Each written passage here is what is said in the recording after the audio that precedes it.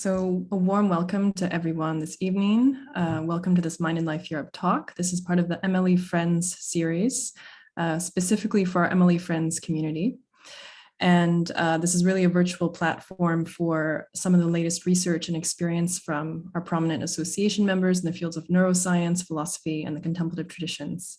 So today, we're so happy to welcome Dr. Fabienne Picard, who's an association member and a very prominent neurologist in her field, and she'll be speaking about epilepsy and ecstatic experience. So I'd just like to introduce her briefly for those of you who don't know her that well, and then we'll let her dive right into her talk. And then we'll leave some time at the end for questions as well. So if you have questions, please keep them in mind as she's giving her presentation. So Dr. Fabienne Picard is a neurologist at the EEG and Epilepsy Unit of the Neurology Department at the University Hospitals of Geneva. She holds an MD degree in neurology, as well as a Diploma of Advanced Studies, a DEA, in cellular and molecular biology, neurobiology, from the Faculty of Medicine in Strasbourg, and is internationally renowned in the field of epilepsy genetics. Over the last 10 years, her research has focused on the role of the insula in self-awareness through the study of ecstatic epilepsy, whose symptoms show similarities with states of consciousness reached in meditation. She's published around 100 articles in peer-reviewed journals. So thank you so much, Fabienne, for offering your time and also offering this window on your most recent research. So I'll give the floor to you. Thank you. Thank you for the introduction. And I'm happy to show you today my work on ecstatic epileptic seizures. So ecstatic epilepsy is a rare form of epilepsy. In the patient suffering from this type of epilepsy, the epileptic seizures start with a blissful state, which has been called ecstatic.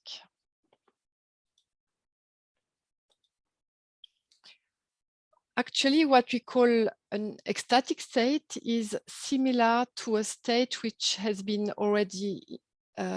already interested many philosophers, psychologists, theologians, and others, called a mystical experience.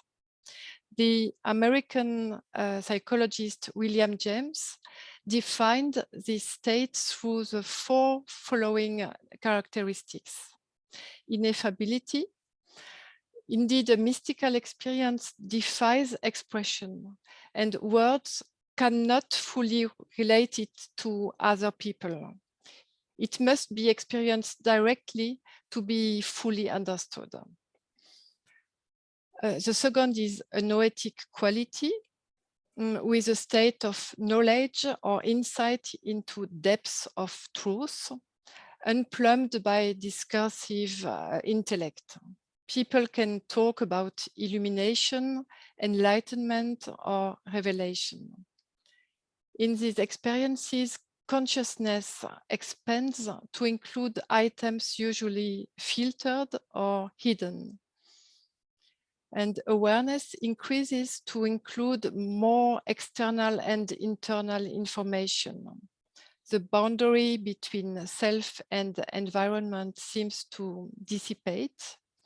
And there is an experience of unity with information formerly defined as non-self. The third characteristic is transiency. Mystical states cannot be sustained for long. And lastly, passivity.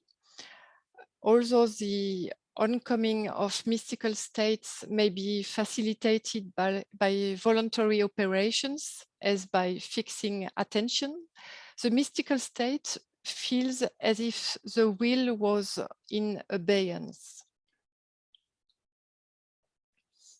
Several descriptions of religious or mystical experiences have been considered to be possibly of epileptic nature in the form of ecstatic seizures, such as for St. Paul, Saint Teresa of Avila, or Ramana Maharshi, the Hindu master. So we will first have a look at the description of the ecstatic epileptic aura with some key features. Next, I will talk about the brain location of this form of epilepsy, which is the insula, and I will talk about the roles of the insula. Thereafter, I'm going to give you some arguments supporting this location. And I will present the neurocognitive hypothesis at the origin of the ecstatic symptoms with the theory of predictive coding. And finally, before concluding, I will raise other origins of mystical experience and the potential impact of the study of ecstatic seizures. So first, what are ecstatic auras? For the few people who are not familiar with epilepsy, just a few words about this disorder. So epileptic seizures are related to hyper-excitable neurons with a tendency at times to discharge spontaneously and very synchronously in a more or less extended area of the brain. We speak about focal seizures when seizures start in one area of one hemisphere, and it's different from the generalized seizures, which start in the set of both hemispheres. And focal seizures, focal epilepsies represent about 60% of the epilepsies.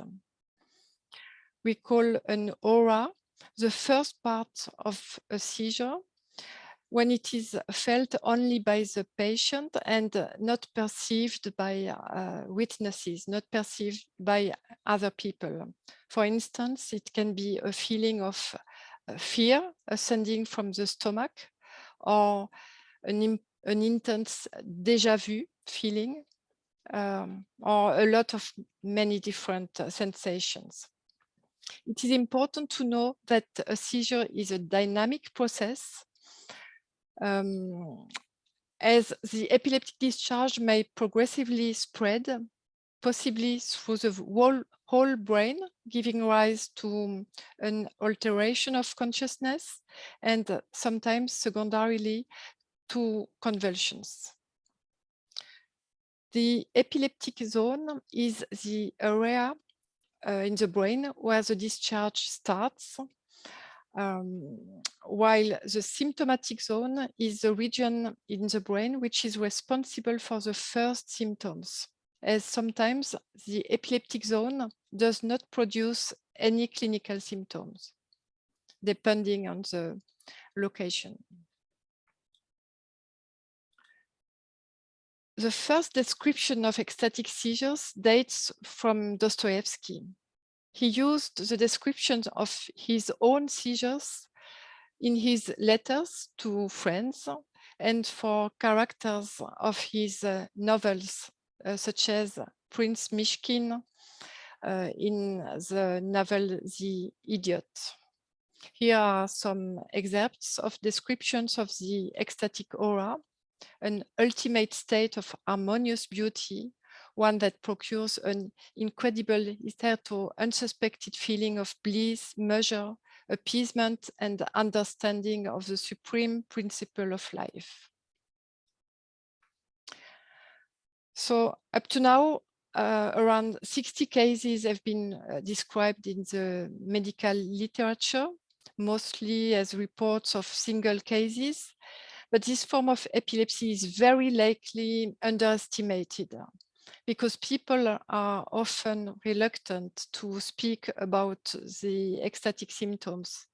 They don't find the words to speak about them, and they are afraid one takes them for crazy people.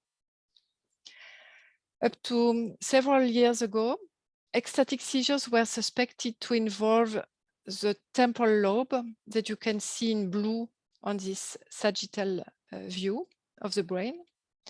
This location was suspected because some patients suffering from ecstatic epilepsy had a lesion in the temporal lobe or some electroencephalographic abnormalities in this region of the brain. But I remind you that the first symptoms may be related to the propagation of the epileptic discharge when the first region does not cause any symptoms. So within the 12 last years, I have followed directly a dozen cases with an ecstatic epilepsy.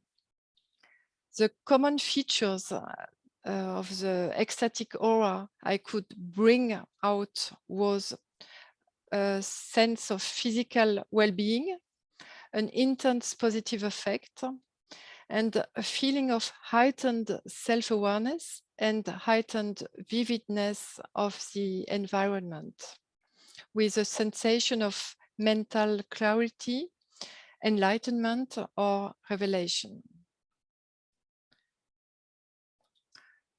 Here are some excerpts of some of my patients. Teacher woman said that it was something that I have never felt before. The feeling was almost out of this world. This led to a feeling of complete serenity, total peace, no worries. It is as if I was very, very conscious, more aware, and the sensations, everything seems bigger, overwhelming me. I have no religious feeling, but it was almost religious. It is a big happening in your life to have these seizures. Another a man, electronician, said that he said, I feel rooted to the spot with a more developed consciousness. I feel a stronger consciousness of the body and the mind. And an American philosopher wrote that everything would be joined together into one whole, as if every single thing in his surroundings were deliberately placed by an artist with the goal of composing a photograph. He said that there is a coherence of things, that they are not only uncontradictory, but they reinforce one another. All the ordinary facts about the environment seemed suddenly to be infused with certainty and a sense of inevitability. And a last example from a 64-year-old woman. During these seizures, she said that the immense joy that fills me is above physical sensations. It is a sensation to exist totally, an absolute integration of myself, a feeling of unbelievable harmony of my whole body and myself with life, with the world, with the all. I feel very present at that time. The consciousness of myself is very increased, rather on a psychic point of view. These experiences brought me confidence. They confirm that there is something that surpasses us. So you can see it's a very intense experience. So what are the arguments for the insular location of this type of epilepsy within the brain region called the insula, located in the depths of the brain? When I looked in the literature for a region able to be at the origin of the different symptoms of the ecstatic seizure, in particular the physical well-being and the heightened self-awareness, I came across the insula, which is known to be important for the signals coming from the body. I will come back to this function later. By chance, this assumption of the insular involvement could be supported in some patients. Here you can see a nuclear imaging examination, which brought support to our hypothesis of involvement of the insula. In one patient, this exam using a radioactive tracer for a SPECT was performed during an ecstatic seizure.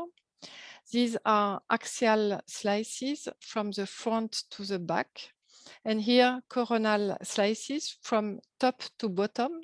And here we saw an increased blood flow in the right anterior insula. Same for another patient with a similar result, an increased blood flow in the region called the insula during a seizure. An argument of still higher value for the location of the symptomatic zone of ecstasy in the anterior insula came from the study of a patient from Marseille in France.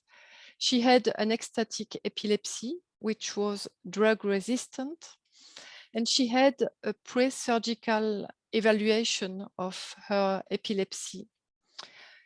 In this context, she had deep electrodes implanted within some cortical areas, chosen after a previous surface EEG evaluation, which oriented toward several possible involved regions. So she had a dozen electrodes, and the stimulation of the electrode OF here in the anterior dorsal insula induced an ecstatic aura in a reproducible way. Here it is her electroencephalogram. It's 20 seconds. And we could see in a spontaneous recorded seizure that it first involved the right temporal region, and then there was a propagation within the insula in less than 1 second, which was concomitant with ecstatic symptoms. Here, just to show you that we stimulated this electrode in the dorsal anterior insula at 50 Hertz during 3 seconds. This reproduced the ecstatic aura that she experienced sometimes spontaneously. It could be reproduced by the stimulation of this electrode here. And when we stimulated the other regions, the other electrodes, this did not induce an ecstatic aura. So it was very specific of this region. After this first patient, ecstatic aura could be reproduced in 2 other patients with ecstatic epilepsy through the electrical stimulation always of the dorsal part of the insula. You can see here the location of the electrodes. And the graph here confirms that the insula was the leader structure in the post-stimulation period. So what are the functions of the insula? What are its roles? The posterior insula is a location where all the internal signals arrive from the inside of the body. It can be from the heart, from the respiratory system, from the stomach, the bladder, from the hormones in the blood. We talk about interoception. The insula is the primary interoceptive cortex. There are also external signals arriving in the posterior insula, in addition to the interoceptive signals. And the insula is encoding the physiological state of the body at each given moment. There seems to be a posterior to mid to anterior re-representation of these interoceptive signals through a processing with more cognitive informations and limbic information coming from other regions, up to the ultimate representation of the internal signals in the form of emotions and feelings. So in this region of the anterior insula. So body signals coming from the body arriving here, and little by little, they transform into feelings and emotions in the anterior part. This study of Craig from 2000 was particularly convincing to demonstrate the gradient within the insula between a posterior physical representation of a signal of cold on the hand and an anterior emotional integration. The activity in the posterior insula correlated with the objective intensity of the cold temperature, while the activity in the anterior insula correlated with the subjective appreciation of the temperature intensity. According to a meta-analysis study which combined data from resting state and functional connectivity data during various cognitive functions, the insula can be functionally divided into three parts: a posterior part, which is involved in the multisensory or polymodal integration of exteroceptive, external, and interoceptive, internal, within the body signals. A coherent perception of events in the real world will be allowed, in particular in studying the isochronous timing of various sensory stimuli. Besides, there is another part, the anterior dorsal part, which is more cognitive, and an anterior ventral part, subdivision in red, which plays a role in the affective domain with the processing of emotions, of visceromotor responses, and of empathy. So I'm mostly interested in this anterior dorsal part of the insula. This part, the dorsal anterior insula, in blue on this sagittal view, seems to underlie cognitive functions. In particular, this region was activated in presence of emotions, mostly of negative aversive value, but also of positive value. One important cognitive function of the entire insula is a function of anticipation, of generation of predictions, mostly of aversive events such as pain anticipation or risk prediction in gambling tasks, for instance. As you can see in blue, in the context of a gambling task, the risk prediction activates the most anterior dorsal part of the insula, and below in orange, the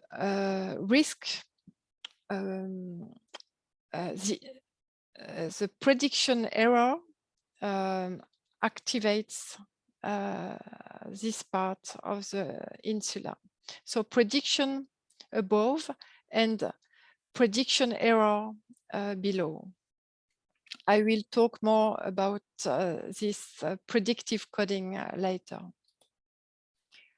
There is now widespread evidence that the anterior insula is also engaged in uncertainty processing in all domains, not only for interoception and for the processing of risk with value-based decision-making.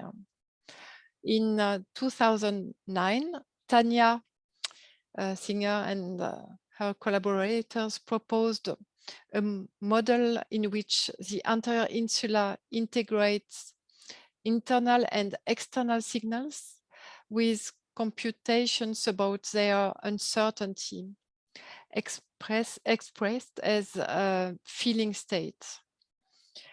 Errors in uncertainty predictions correspond to surprise and is correlated with an activation in the anterior insula. So the anterior insula integrates a general subjective feeling states coming from what it received from the inside of the body, from interoception, and from the computation of the uncertainty in the environment.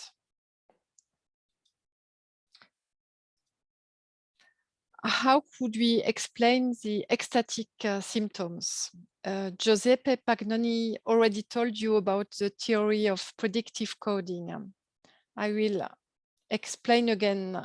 According to this theory, the brain is always anticipating the signals which are arriving from the external world and from the inside of the body by prediction, described as top-down signals. These predictions are related to our beliefs, that is, to our past experiences.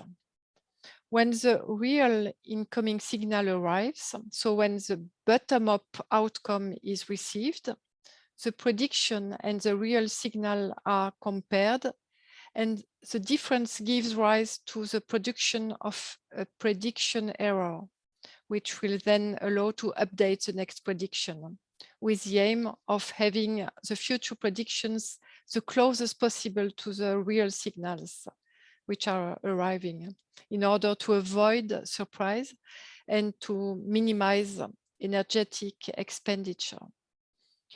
So the prediction errors are considered by the brain as ambiguity, conflict, or surprise.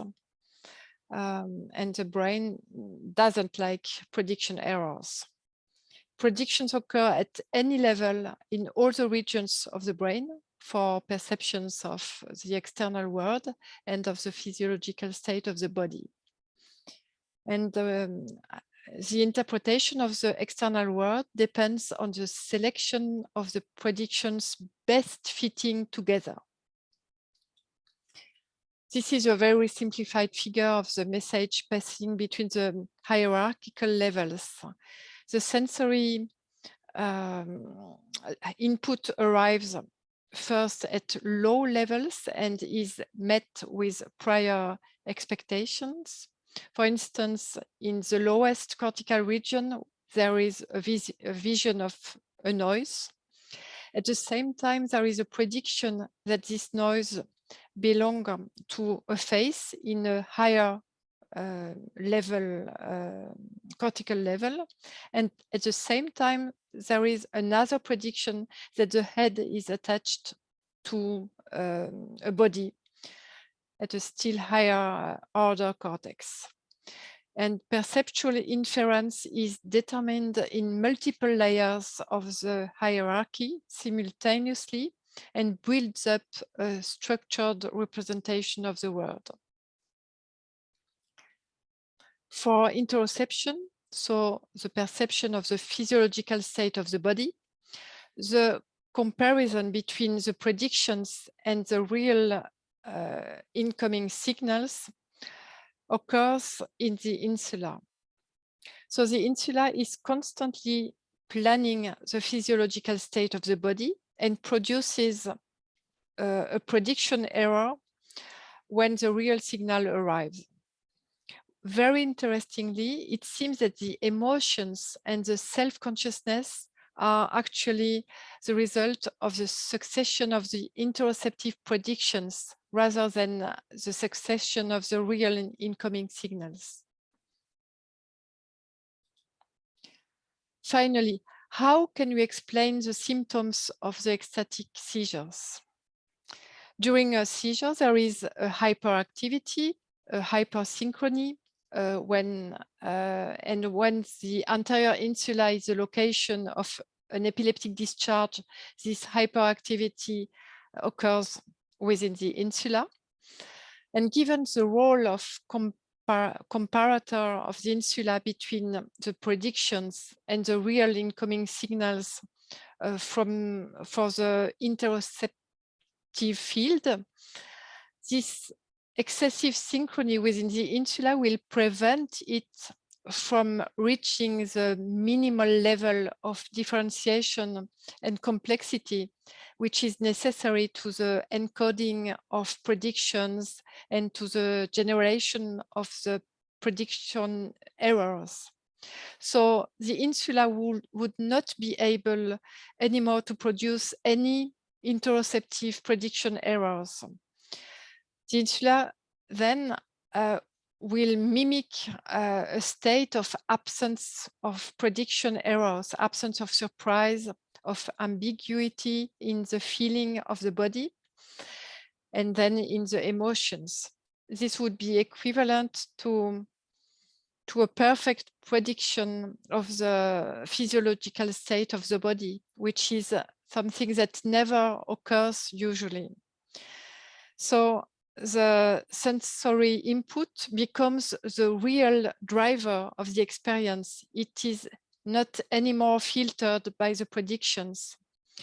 And this could be at the origin of the feeling of certainty, of the feeling of everything makes sense. This reminds the ultimate stable state suggested by the American mathematician Mumford, in which top-down signals would perfectly predict as, representations in lower cortical levels, which would be the state the brain is trying to achieve a perfect prediction of the world, like the Oriental Nirvana. A few words on other origins of mystical experiences. In some expert meditators, during meditation based on breathing or during body scan, there can be a state of mental clarity, like a mystical experience. And we suspect that when they reach such a state, that sometimes they call ultimate reality, there is also a phenomenon giving rise to an absence of prediction errors in the field of interoception. The hypotheses are either an absence of predictions or a very high level of uncertainty put on the predictions about the body, related to a suspension of beliefs. Then the incoming sensory signals would be experienced without the filter of the predictions, without the filter of the prior beliefs. This would give rise to a feeling of being in control and a feeling of everything making sense. Otherwise, mystical experiences may be induced by some drugs, but then the ecstatic state is not pure and may be associated with hallucinations. Ecstatic or mystical experiences may sometimes occur spontaneously in some people, usually only once, at the time of a complete letting go or in the context of a high aesthetic experience. It is interesting to note that a very brief feeling of mental clarity or revelation is also felt during an aha moment, an eureka moment, while a sudden resolution of uncertainty occurs. One fMRI study could demonstrate an activation of the anterior insula during these aha moments. What is the potential impact of the study of the ecstatic seizures? As I told you, the experience of the ecstatic state is a life-changing event with the discovery of a sense of connectedness with everything. Such experiences may have been important in the history, as ecstatic epilepsy has been suspected in well-known characters who lead to significant changes in religions and in our societies. Some patients change their relation to spirituality after the experience of ecstatic seizures. And to return to Dostoevsky, he integrated what he experienced in his books, for instance, in the life of Prince Mishkin, but also in the book entitled The Dream of a Ridiculous Man, which is a short novel, which is very interesting regarding these ecstatic symptoms, in my opinion. So there is a potential impact of a better knowledge of the ecstatic epileptic seizures in another way. Indeed, psychedelic drugs such as psilocybin have been used recently for the treatment of drug-resistant severe depression. And it has been shown that even a unique dose of psilocybin inducing a mystical experience can lead to a decrease of the symptoms of depression even 3 months later. So by analogy to psychedelic use, a modulation of the function of the anterior insula through invasive or non-invasive stimulation techniques could be a possible new therapeutic approach in some neuropsychiatric disorders. To conclude, we have seen through the study of ecstatic epileptic seizures that a brain dysfunction may lead to a state of a non-dual awareness and a feeling of experiencing the truth. Our hypothesis for the neurocognitive mechanism is that the lack of production of interoceptive prediction errors within the insula would explain the ecstatic quality of the experience. And a similar mechanism should be involved in mystical experience evoked through other origins, for instance, through some meditations, most probably through the suspension of interoceptive prior beliefs. But more studies on the interoceptive predictive coding processing within the insula are needed to better understand this amazing state, whatever its origin. I will stop here, and I thank you very much for your to have listened to me. Thank you so much. Thank you so much, Fabienne, for the summary of your work and research. I stop the sharing. Yes, thank you. Thank you. That's fine. And in the meantime, I'm greeting Wolfsinger and Giuseppe Panoni and Shakyan Nguyen in the group. We haven't had a chance to welcome them when we started the meeting, but it's good to have you here. And you have probably heard most of Fabienne's talk.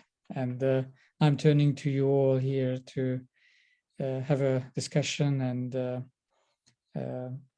ask some questions from Fabienne, clarifications or any additional comments you may have, whatever you would like to add or ask.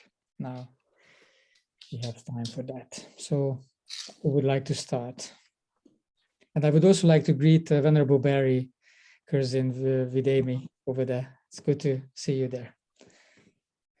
So Annie Block has just posted a note in the chat. Wow, and yes. Probably you have something more to say. Yes, I have things in two directions. So I'll start with one direction. I think in the last year or so, I've been studying polyvagal theory and training in somatic experiencing. And when I hear all this information about insula, I feel it's the brain aspect of this question of somatic experiencing, which means training in interoception and seeing the link between interoception and affects and emotions, getting to know that. And also this question of the vagal nerve, you know, dorsal, vagal. So it seems to me it's like the same thing in the brain aspect of these processes and information and theories. Then I'll speak again on the Buddhist side, but if there's space for me for another question. Yes, interesting. Yes, about all this vagal teaching or trying to have more vagal tonus probably within the body. It's very interesting. What is interesting in this ecstatic state is that, to my opinion, the absence of prediction errors within the body is enough to make this ecstatic quality about the environment. So if the body is perfectly predicting or feeling as if it was perfectly predicting, the external world seems perfect also. Well, maybe I'll also say right away the body side, the Buddhist side of the, because in a way, one way of seeing Buddhism is unconditioning. So this is a lower version of what you're talking about, a much higher version of letting go of pattern and deconditioning. But then I'm puzzled because for me, it relates to the Dzogchen aspect of Buddhism, where we have the introduction to the nature of mind. Except that it's like Satori, it's transient also, as you say. But the process, the path is stabilizing this experience of what we call often the nature of mind. There's the introduction to the transient experience, and then the process of stabilizing, and whether the stabilizing is an experience which is different, whether it can be sustained or not. That's a question I have. So for me, this, it goes in one direction and then the other direction, but I think it's very illuminating, quote unquote. It's very important. Thank you. Thank you. The hypotheses are still underway. It's very complicated because for the meditators, I don't know if it is their predictions that are changed. If they can stop their prediction, probably no. It's probably the weight of uncertainty they put on their prediction, which is high, and which allow during some moments to. Well, I'm talking of a sort of a low grade version. Yes. Of that. Yes, sure. Yes. And yeah. Yeah. Thank you. Thank you so much, Annie. This is a very interesting perspective indeed, and probably we will have time for further discussions on this aspect of your question as well, because we have some experts in Buddhist meditation here together with us. But before that, probably Giuseppe and then Wolf would like to comment or ask some questions, maybe. Giuseppe. You are muted. Yes, you are muted still.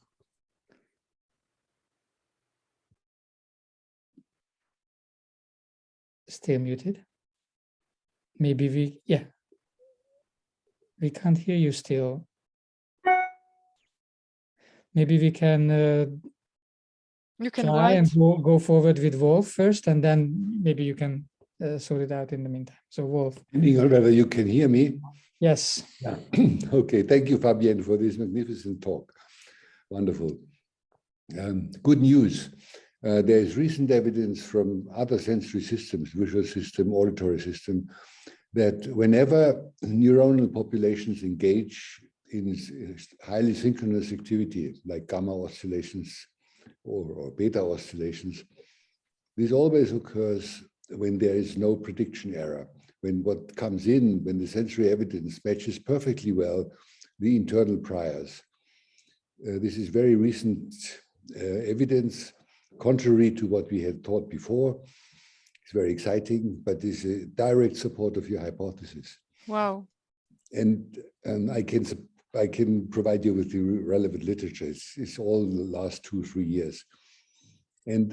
But another question. Years ago, I had a visit of one of these extreme mountain climbers, and he came to me and said, "What is it that makes that I have to risk my life and have these mystical moments when I am climbing in a wall, being alone and knowing that if I make the slightest mistake, that will be the end of me?" And I read that meditators talk about exactly the same feelings of unconditional presence, fusing with the environment. So what is it, what makes these extreme events that these sensation-seeking people are having? Because what he told me was exactly the same as what your patients tell, what Dostoevsky wrote, what meditators sometimes report. But in their case, it's sort of eliminating any prediction error by making it impossible to think about errors.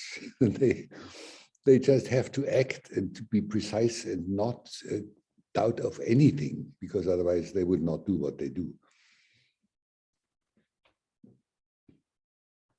So it would be by very precise predictions, which would be right.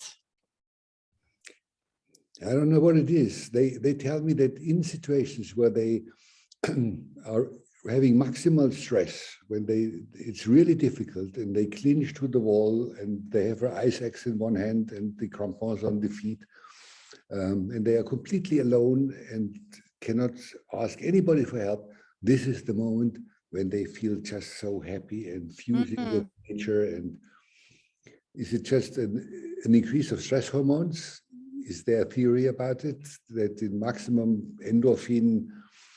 And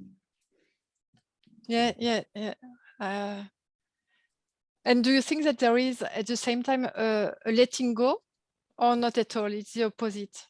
I've never done this in that way. But, I was letting go of something. Yeah, I was puzzled by the fact that there is also this way to get to exactly those feelings, which seems to be very opposed to what the meditator does. And I don't know, maybe they produce an insular, but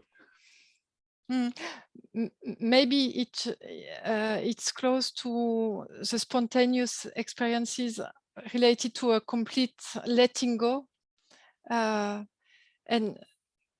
to my opinion, it can give rise to the same consequence at the end on the prediction errors, whatever, by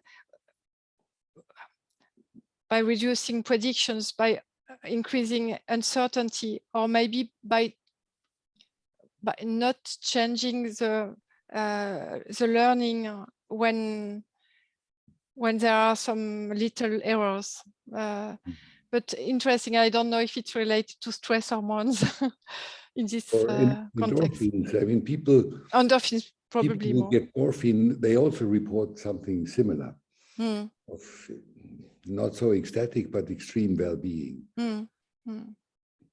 By the letting go, something of the priors probably is put beside. And Annie has just made a comment in the chat that these experiences are also known as the flow experiences in sports and music performance. Absorption. Yes. Giuseppe, you might have got Can you Yes, hear me now? we can hear you. Okay. Okay. Well, thank you, Fabienne, for the talk. These are such fascinating phenomena. I wanted to ask you a couple of questions. One, the first one is during these ecstatic seizures, what's the change in arousal? Are they typical, talking about sympathetic and parasympathetic output? Do you know, is there like a dramatic change in this? Has anybody looked at that? I don't know. I don't have many seizures recorded. We have some auras recorded through the stimulation, and some spontaneous seizures in the patients with the deep electrodes, but we didn't study the level of arousal. But when I think to the descriptions, I think that the arousal is quite high because they have such a vivid perception of the environment and of everything that probably to describe this, you need to be in a tonic alertness state. Right. So salience is very high, and usually the insula, the anterior insula, also co-activates strongly with the change in sympathetic tone. So this is, I think it would be interesting to see why this is not perceived, though, is not perceived as something stressful. On the contrary, is perceived as something with a positive affective tone. So this is also interesting. The other thing, I wonder, of course, this predictive coding interpretation is very difficult because we don't know about what are the layers encoding what, and so it's difficult. But I wonder if instead of a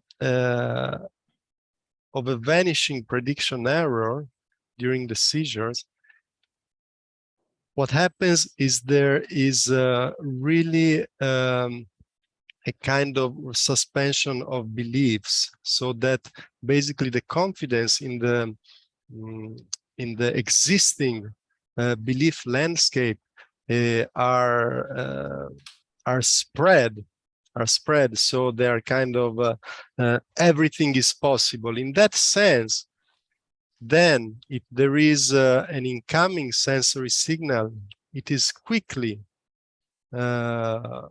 it goes quickly to change the belief that is closer, that it matches best with it.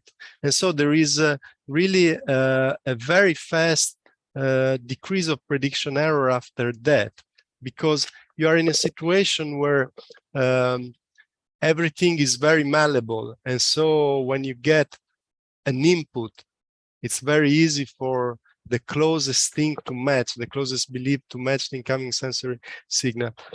I'm saying this because if there was a vanishing of prediction error simply because, let's say, the insula codes for prediction error and it's stalled by the seizure, then there would be no bottom-up signal, really.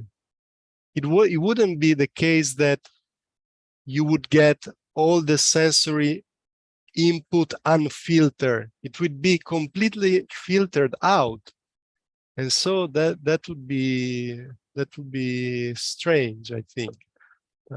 So I don't know, maybe it's an alternative hypothesis that can be explored. Yeah, I don't have the answer. I'm continuously thinking about it and trying to get the best possible hypothesis. And I try to understand the different theories from different teams because it's a complex, complex field. Yes. Also because in people that do psychedelic research, like Robin Carhart Harris, have proposed something similar. That is that the use of certain psychedelic basically amounts to like an injection of entropy, so that your if your belief landscape was before with some very strong peak, a few strong peaks, and basically nothing else, then it becomes more like a flat surface, but a flat surface which is very responsive to anything that is coming up.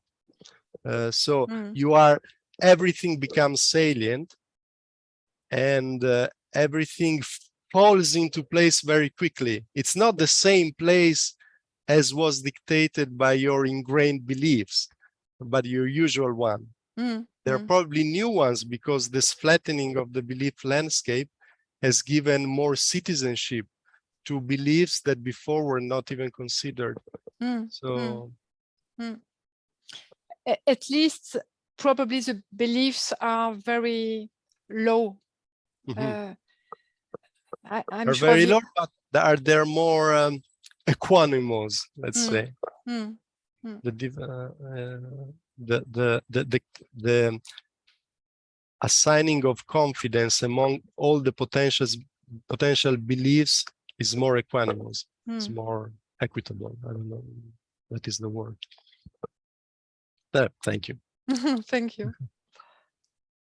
This is fascinating. Nicola. Yes. Thank you very much for the talk. Extremely interesting. I didn't know much about this literature, so it's been not only interesting, but also useful. I have a couple of questions concerning what happens in these patients outside of these experiences. So it's not clear to me how many occurrences of this type of experience there is in a specific patient. So like every time they have a seizure, they have an ecstasy, or with percentage. And linked to this, I mean, is there any kind of seeking behavior of this experience? If it is so positive, so at least with many positive aspects, do some of these patients try to induce this experience to themselves or not? When patients have ecstatic seizures, they only have this type of epilepsy.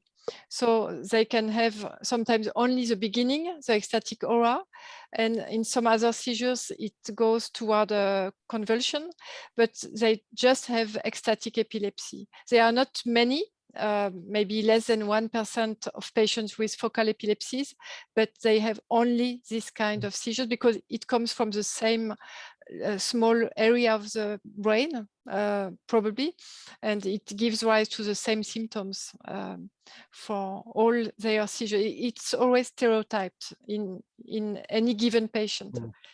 And yes, they seek, they would like to seek this this experience, and the problem is that they know that it can spread and continue into a convulsion, and they are afraid to have convulsion. They cannot know if it will stop just after the ecstatic aura or continue into a convulsive seizure. So being afraid of having convulsive seizures, they agree to take the treatment. But it's not easy.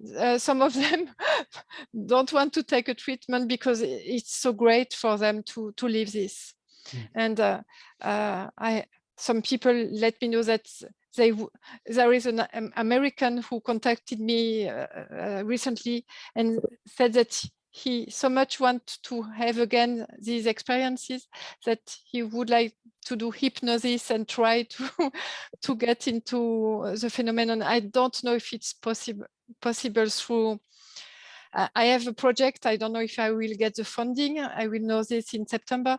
But my project is using neurophenomenology to remember better the experience, and then through after neurophenomenological, after these interviews and maybe a little bit of hypnosis, try to remember these states and be able to do it even when they are in fMRI, to study the remember of the state. Thank you. Coming back to what Wolf, sorry, was there anyone? No.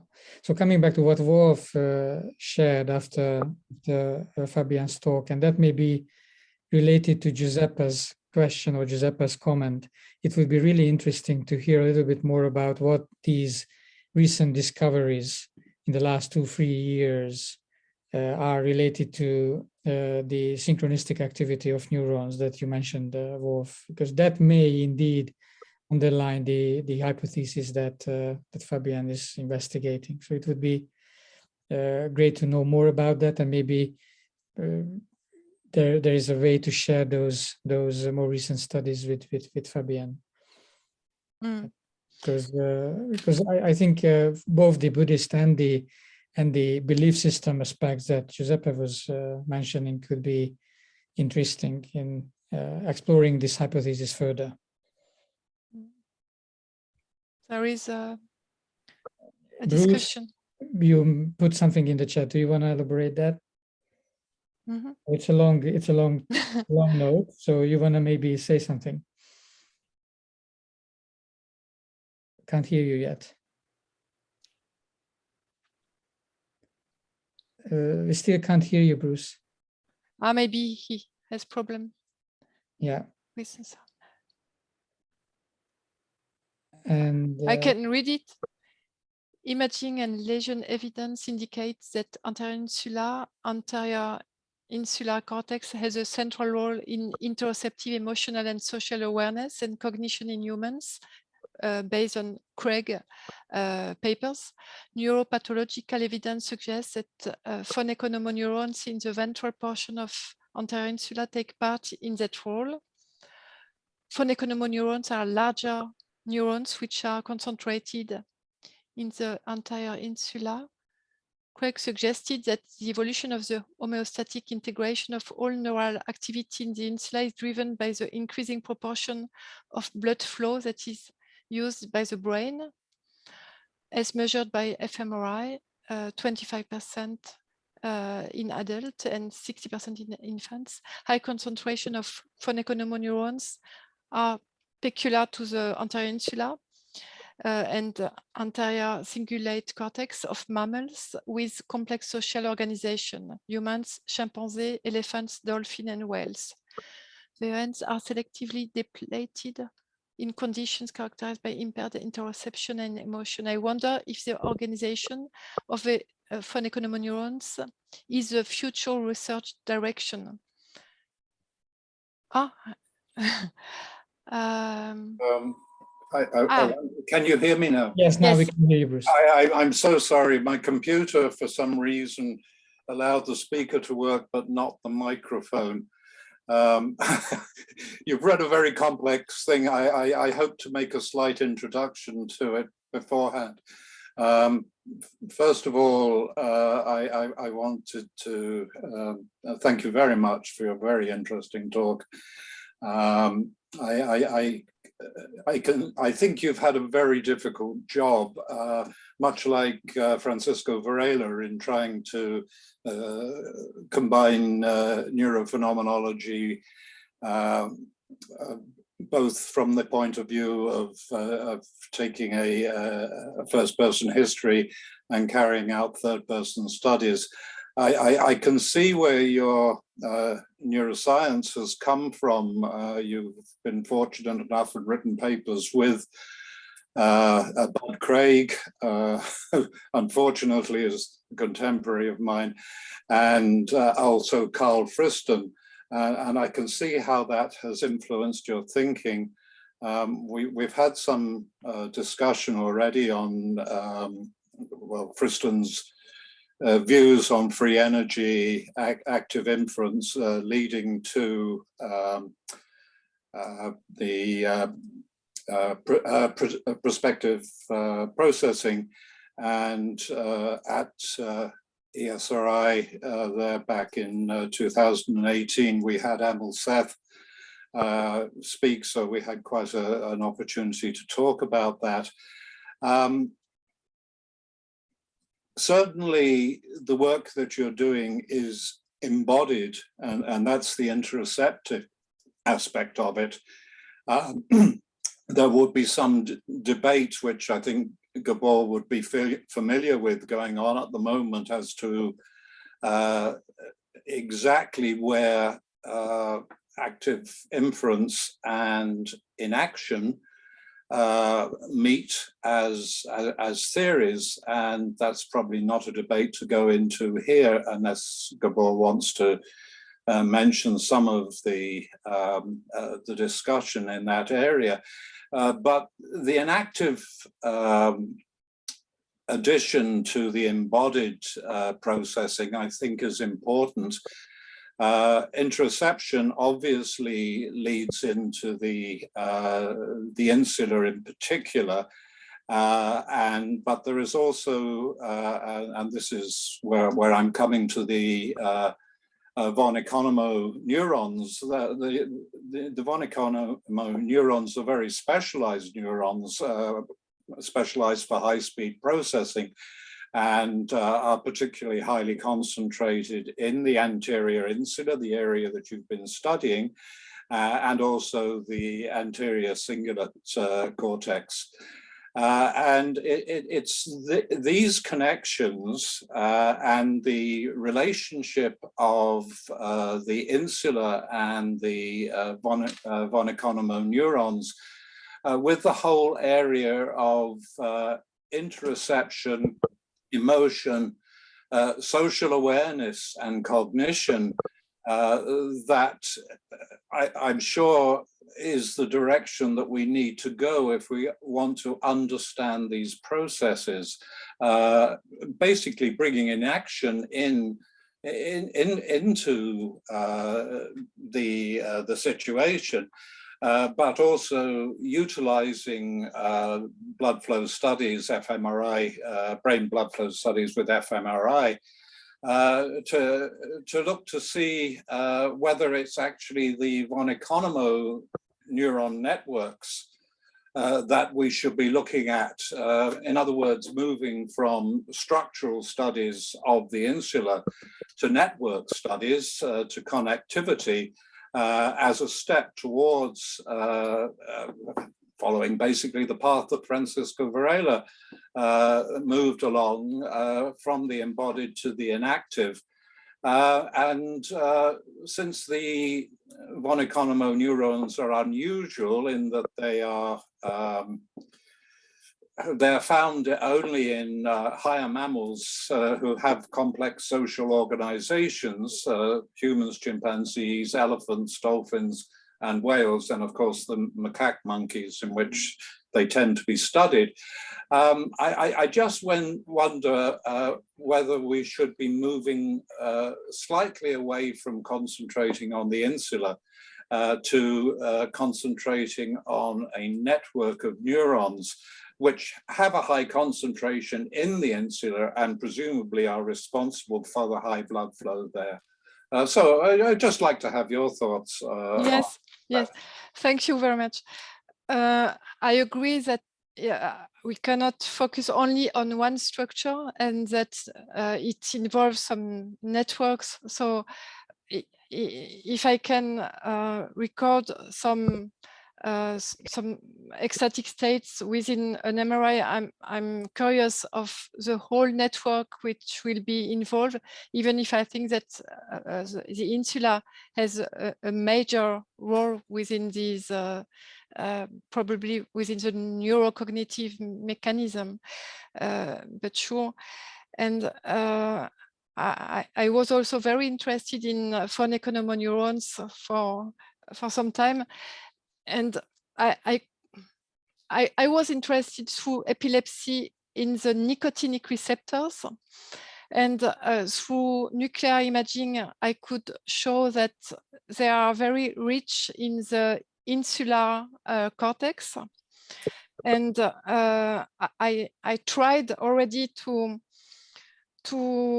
study the von Economo neurons regarding these nicotinic receptors, but it was a failure, but I asked again a funding, and I'm waiting for the reply also, at least to study the distribution of nicotinic receptors within these phoneconomon neurons, because I had this idea that maybe these nicotinic receptors, which are important in attention and could be also on a chemical point of view, an interesting view, and through the phoneconomon neurons, it could be still more interesting if I can find that they are specifically rich in nicotinic receptor. I don't know by which other ways going to better understand their roles, but it's one small idea that I have to look for their neurochemical distribution or pattern. And if I may just regarding what you said about Friston, I discuss at the moment a lot with a neuroeconomist who is Peter Bossaerts, who has now a chair in decision making in Cambridge, and we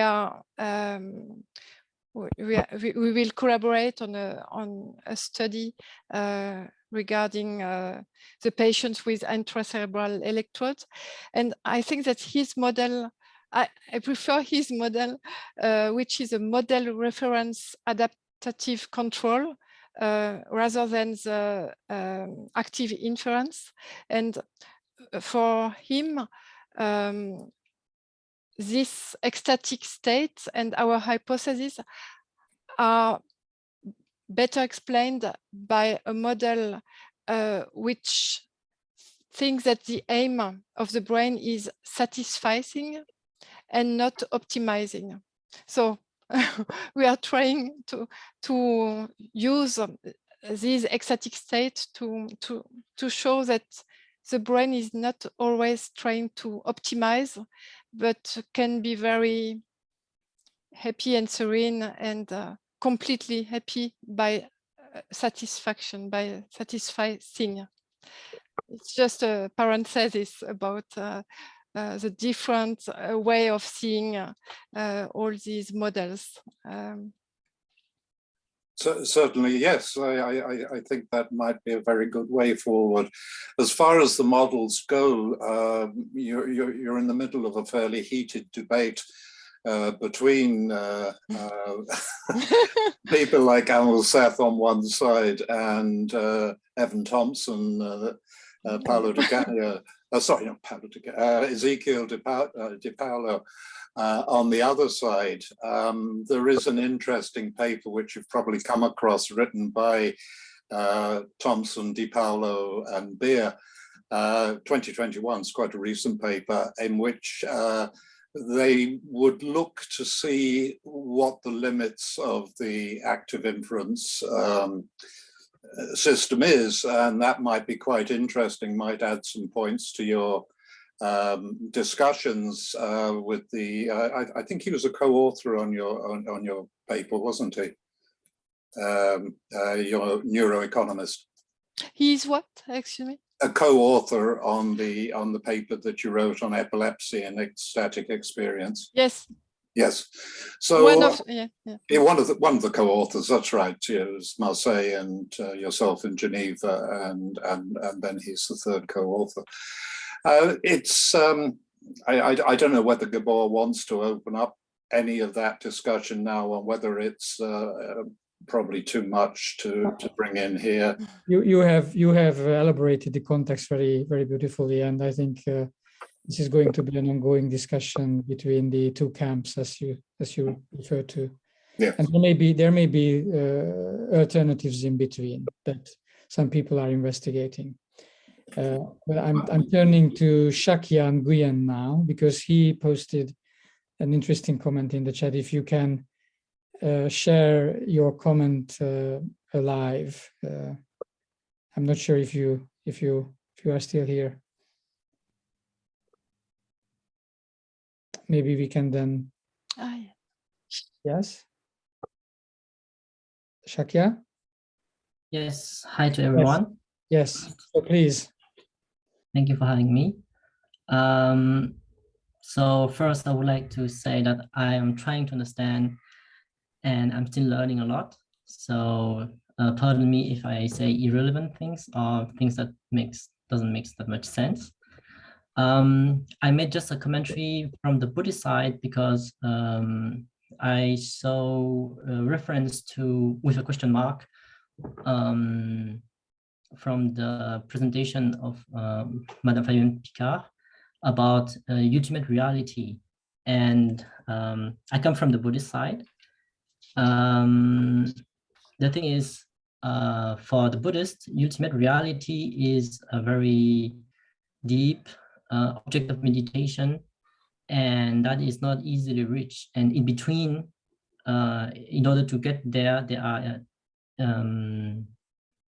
in between object of meditation, like coarser.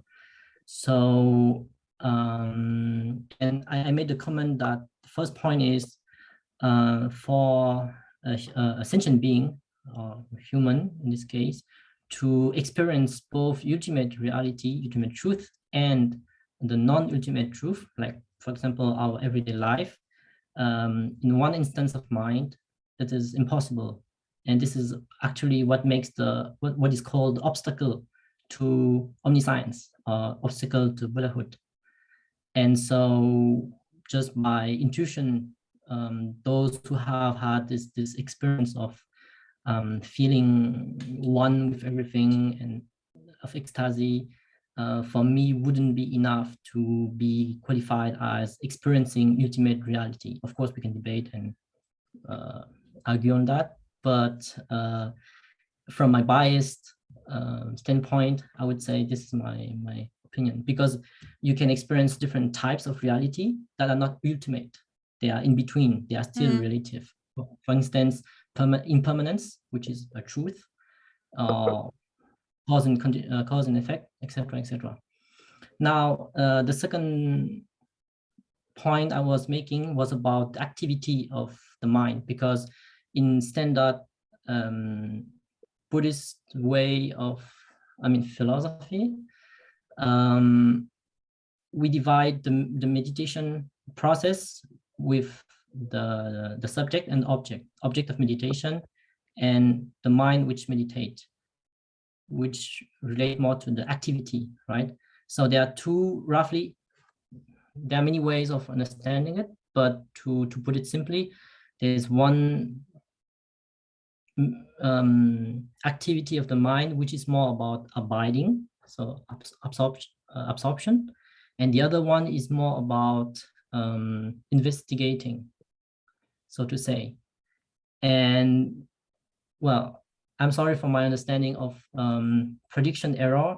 Maybe I understand it in the very lay and mundane way, but from what I understand and with intuition, when someone is in absorption mode, they cannot do at the same time the investigating part.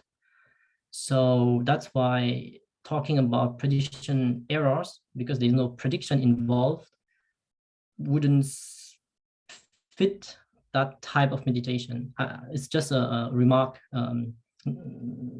thought that I was just expressing. But then after you wake up, or you right aftermath, the absorptive meditative part, your awakened, so to say, mind is heavily influenced by that previous state of mind, and that active, the bracket, mind might be what is doing the prediction and everything. But I am still trying to understand a lot, so I hope I can just say relevant points to the discussion, and I will stop here. Thank you. Probably when I use ultimate reality, I don't have the extent of what it means.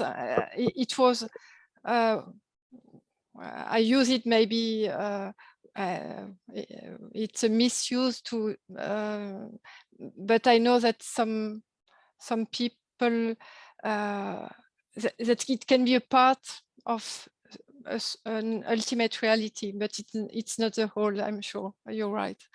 And I discussed with a monk from the village Plum Thich Nhat Hanh tradition, and he thought a lot about these hypotheses, and doing a body scan, he could feel sometimes these ecstatic states, and he was thinking that it's possible that some things happens between the way they work on the prediction during the body scan and what happens, and that prediction errors could have a role in what happens. So by discussing with people who are in the real life in such states through meditation, it seems to somewhere it seems to be possible that even if it's two different parts, during these states there is there's something happening, and which would maybe contradict what you suggested, but it's difficult for me to explain it. But at least I have some practitioners who seemed to believe that such hypotheses are possible regarding what they experience. So I'm not a researcher, I'm a clinician, so I don't have as much time as if I would do only research. So I don't have time to read everything. So I'm a little bit slow in my progresses in research, but that's why I don't have read all the literature, but and I progress little by little. Thank you so much, Fabienne, for your work, and it inspired a really wide and deep discussion here. I think we have got very, very important, even critical feedbacks that would help you to go forward with your questions and research and pondering what is missing in that very specific state. Is it the prediction error structure, or is it the suspension of belief, or is it an absorptive state of mind, or what exactly is involved? Is it the insula or the von Economo neurons? So a lot of questions. And what I liked in this particular discussion is that your talk and your hypothesis inspired a very concrete, very deep, and very, very straight to the point type of discussion among knowledgeable scholars and researchers and interested practitioners even here. So thank you so much for your inspiration, Fabienne. And I think I can say on all our behalf that we wish you a great continuation of research and analysis and hypothesis building and data finding and the conceptualization, as well as philosophical discussions with fellow MLE Mind and Life Europe friends like us here. And I would like to just really thank you all, Annie, Giuseppe, Wolf, Bruce, Nicola, Shakya, for your comments and engagement with Fabienne on this very interesting question. And I'm sure Fabienne will be happy to follow it up with any of you if you would like to continue the discussion or even share more concrete thoughts or questions or even critiques. Sure. So thank you very much. And thank you. I would just like to I would just like to turn back to Johanna now. So I just briefly want to tell you about our 2 upcoming online talks, to which you're all invited. So we're not going to completely leave this territory of neurology and neuroscience research. So we'll be having next Wednesday at the same time in at the very end of our Francisco and Friends series for this season. We'll have Dr. Sergio Neuenschwander, who was actually a PhD student of Francisco Varela, and he now works, he has a research lab in Brazil. And so he'll be offering a talk, which should be fascinating, called The Highs and Lows of Gamma Oscillations, What Neuronal Synchronization Tells Us About the Brain. So you're all welcome to come to that. And I'm sure we'll have an interesting continuation of a lot of what we've already started discussing tonight. And then on July 13th, the last MLE Friends webinar, to which you're all invited, of this season, will be with Dr. Thorsten Barnhofer. And he'll be focusing as a researcher and a clinician on mindfulness-based interventions for depression and giving us sort of a bird's eye view of the state of the field today. So again, you're all welcome to this. And thank you so much, Fabienne, once again, for your very lucid and engaging talk. And thanks to everyone for joining us this evening. Have a good rest of the evening. Thank you. Thank you. Bye all. Bye. Thank you. Bye-bye.